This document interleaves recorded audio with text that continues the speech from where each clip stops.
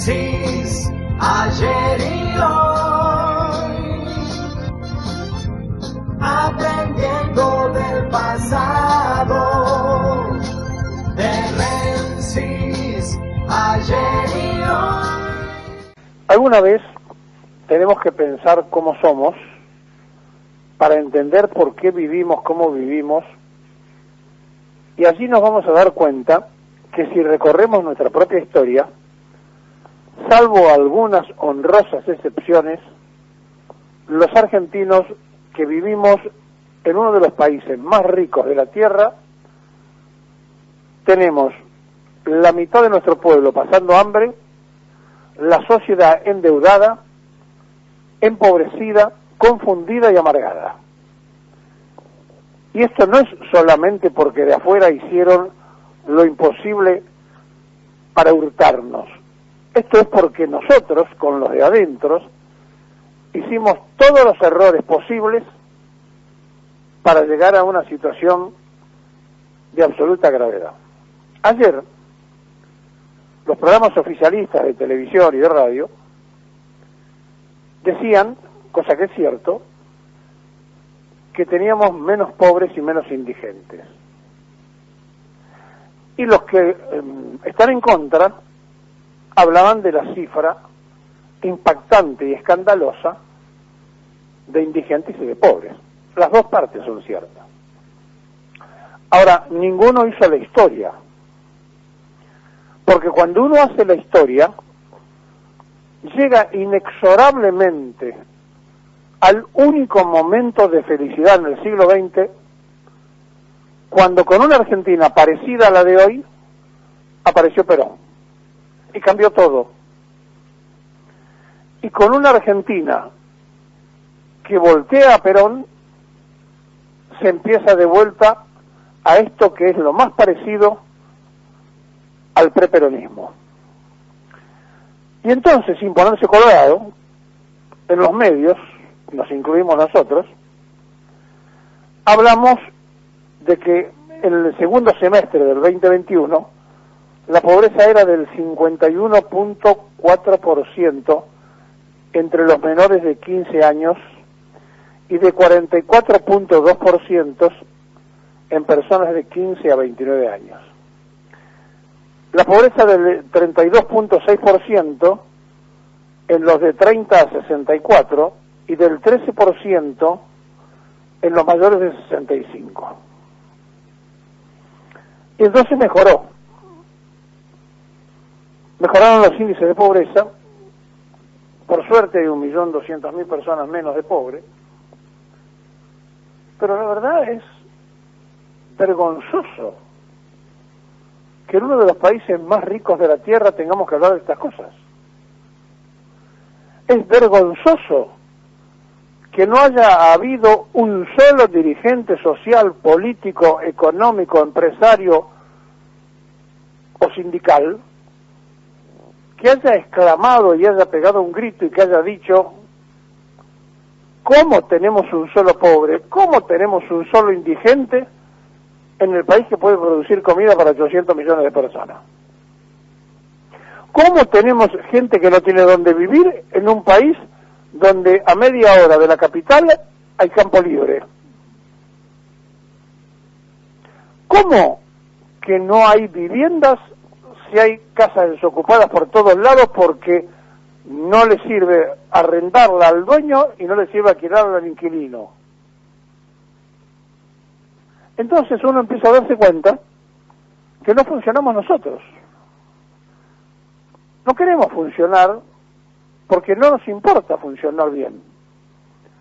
Porque si nos importara funcionar bien, hubiéramos cuidado los momentos de felicidad, hubiéramos hecho lo imposible para no caer en esto, porque esto está permitido para países de escasos recursos, pero no está permitido para países ricos.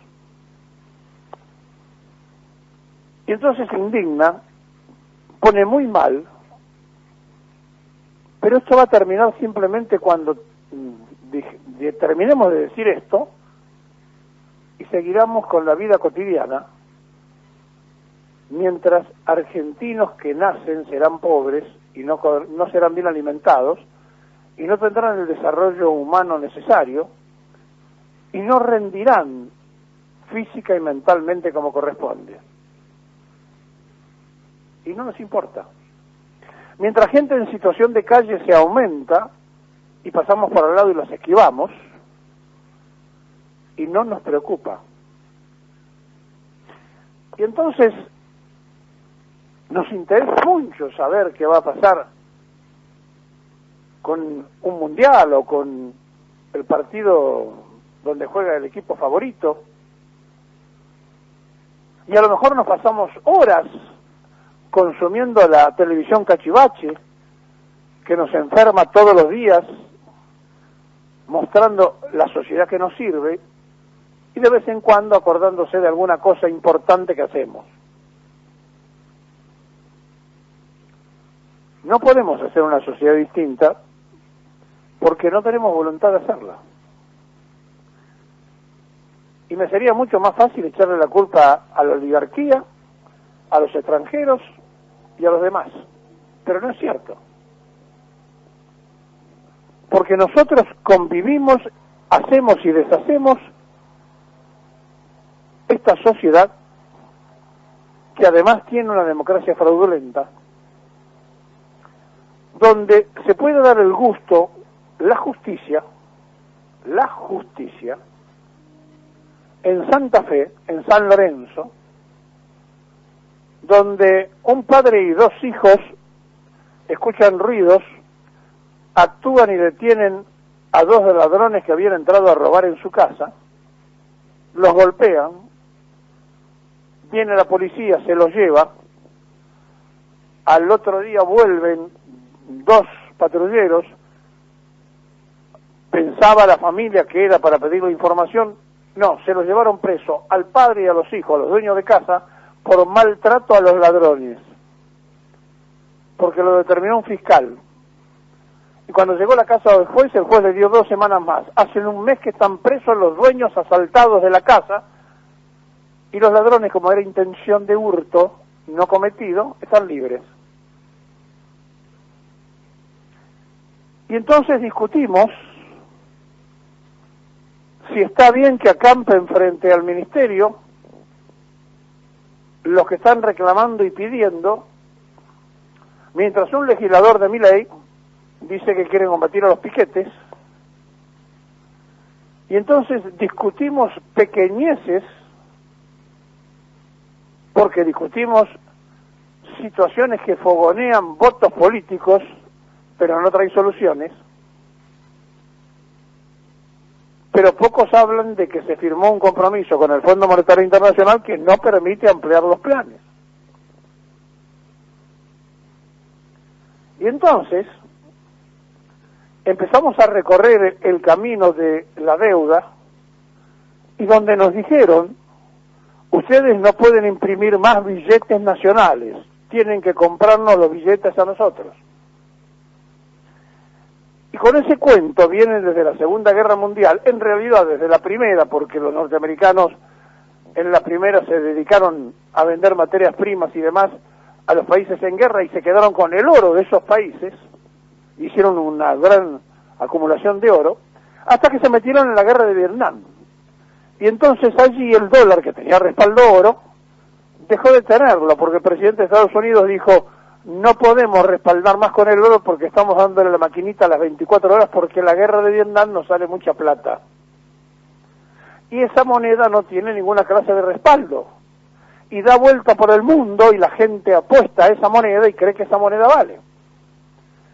Y entonces ahora en la guerra entre Rusia y Ucrania han hecho una escala de bloqueo económico a Rusia.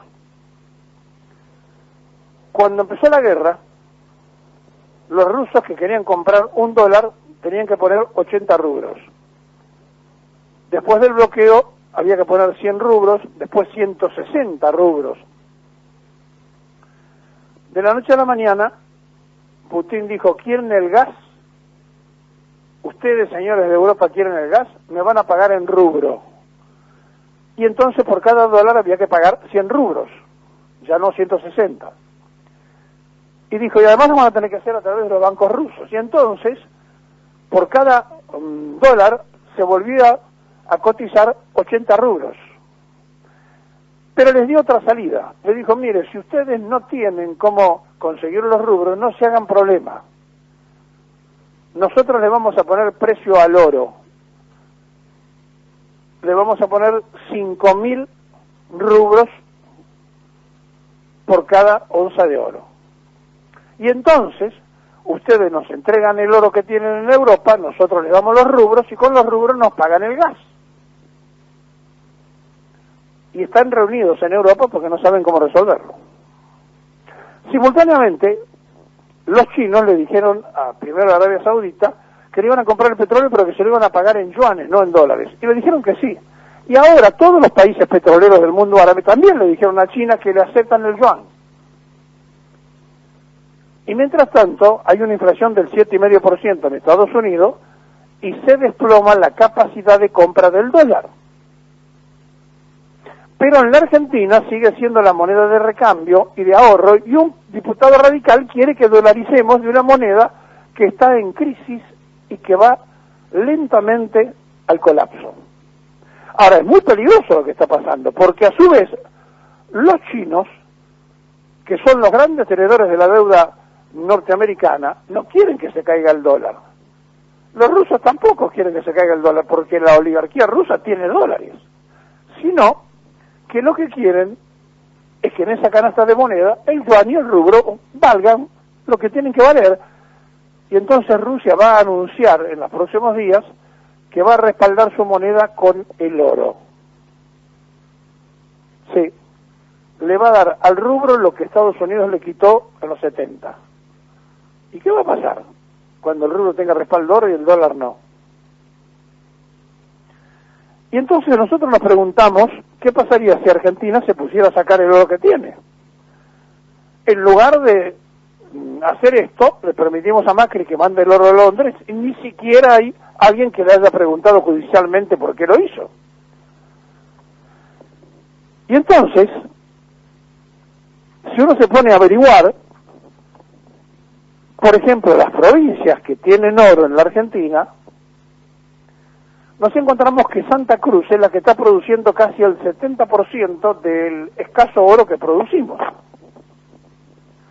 Pero cuando uno ingresa en saber quiénes son las empresas, hay una china, una canadiense, otra norteamericana, que son las que se llevan el oro, que son las que sacan el oro, y con la reforma del 94 de la Constitución y la desaparición del artículo 40 de la Constitución del 49 que decía que de las riquezas del subsuelo pertenecían al Estado Nacional, que ahora pertenecen a las provincias, los acuerdos son con los gobiernos provinciales. Ahora, hace unos 300 millones de años, después de crearse el planeta Tierra, 300 millones de años después, chocaron meteoritos contra la Tierra, se dispersaron y son los que produjeron la aparición del oro. Por eso hay oro en el fondo del mar, oro en la Antártida, pero esencialmente el oro se encuentra en lugares de roca dura. Y Santa Cruz en este momento está produciendo del oro que se saca el 70%, que es muy poco del oro que podría sacar nuestro país. ¿Y qué pasaría si nosotros nos pusiéramos a sacar en serio el oro y respaldáramos el nuevo peso argentino con oro? ¿Qué pasaría? Claro que para esto hay que tener ingenio, capacidad, talento, decisión, vocación, no perder tiempo en pavadas y tener muy claro el control que hay que hacer con la minera. Bueno, esto es lo que va a pasar ahora en el mundo, porque entre los principales productores del mundo de oro está primero China, después Canadá, después Perú y Estados Unidos. ¿Y ustedes creen que Perú es el país más rico del mundo? No, es el país que más oro le sacan, pero se lo llevan. Y si usted agarra un mapa mundial para saber de dónde sacan el oro, se van a dar cuenta que en todas partes del mundo los que sacan el oro y se lo llevan no son locales, Bueno, lo cierto es que han inundado el mundo de papelitos en esta gran estafa de los banqueros que no tienen ningún respaldo, la moneda, y entonces le hacen creer a los países ricos como el nuestro que es más importante lo que le debemos de papelitos pintados de colores que los bienes materiales que tenemos. Y eso es mentira. Eso no es cierto. Pero para eso se necesita dirigentes capaces, con estrategia, con conocimiento, y mujeres o hombres con ovarios y tentículos bien puestos.